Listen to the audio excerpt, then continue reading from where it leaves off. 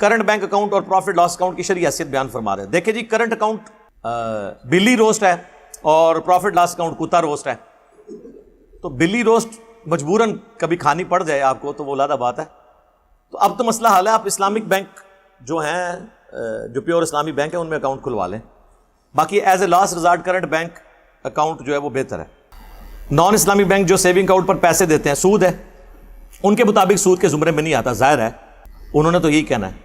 Islamic bank والے جو کر رہے ہیں وہ پروفٹ درست ہے. میں نے باقاعدہ ان کے ساتھ میٹنگز کی ہیں, میں نے ان کی اینول رپورٹس پڑھی ہیں, پوری تحقیق کرنے کے بعد اس رزلٹ پہ پہنچا ہوں کہ جو اسلامک بینک ہیں وہ منی اگینسٹ گڈس کے مطابق چل رہے ہیں. اب کہنے کو تو لوگ کہتے ہیں دونوں ایک طرح ہیں, تو وہ تو کافر بھی کہتے تھے کہ سود اور کاروبار دونوں ایک طرح ہیں. سورہ بقرہ میں ہے, اللہ فرماتے ہیں ہم نے کاروبار کو حلال کیا اور سود کو حرام کیا. تو کہنے کو تو ایک بات ہی لگ رہی ہے کہ وہ بھی پروفٹ دے رہے ہیں. سر بہت فرق ہے. اسلامک بینک والے منی اگینسٹ گڈس کرتے ہیں, آپ کو وہ پرسنل لون نہیں دیں گے پیسے کے بدلے پیسہ. آپ جائیں لے کے بتائیں مجھے, وہ آپ کو کہیں گے کہ آپ نے مکان لینا ہے, زمین آپ کی ہوگی, کنسٹرکشن ہم کروائیں گے اور اسی ریشو پروپورشن سے ہم مالک ہوں گے. پھر جب تک آپ ہمارا قرضہ نہیں اتارتے اتنی دیر تک جتنے حصے کے ہم مالک ہیں ہم اس کا ہمیں کرایہ دیں گے, اور آہستہ آہستہ آپ اس کے مالک بنتے جائیں گے, اور یوں یہ سارا معاملہ سیٹل ہو جائے گا. میری یوٹیوب پہ کئی ویڈیوز ہیں اسلامک بینکنگ کے اوپر, سود کے اوپر, قسطوں پہ کاروبار, وہ آپ دیکھیں. پچھلے دنوں نہیں, اب تو خیر کچھ سال ہی گزر چکے ہیں, کراچی ایئرپورٹ کی توسیع ہونی تھی, تو عام بینکوں کے پاس تو پیسہ کوئی نہیں تھا, تو اسلامک بینک والوں سے گورنمنٹ نے ادھار مانگا 6 ارب روپیہ پاکستانی. انہوں نے کہا ہم تو آپ کو نہیں دے سکتے, اس کے بدلے جو آپ دیں گے وہ تو سود ہوگا. تو انہوں نے کہا کیا حل ہے؟ ان کا حل یہ ہے کہ جو آپ نے خریدنی ہے نا چیز, وہ ہمیں بتائیں, وہ ہم خریدیں گے, پھر آپ ہم سے قسطوں میں لے لیں.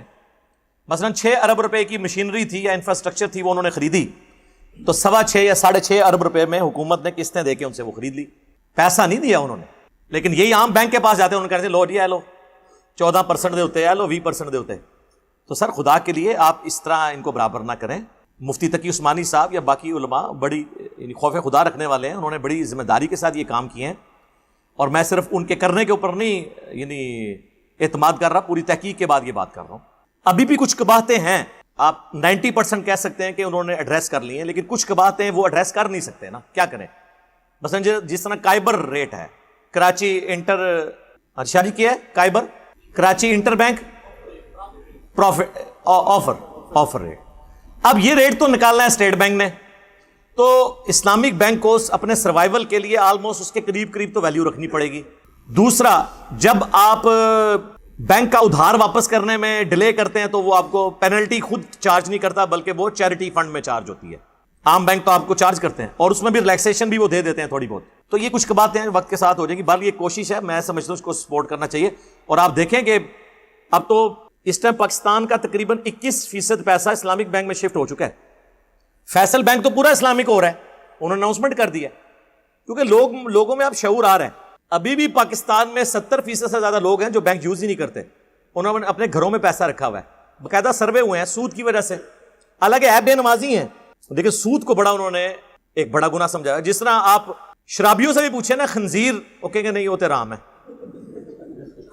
انہوں نے کو جنہیں خنزیر نو رام کیتا ہے انہیں شراب نو بھی رام کیتا ہے.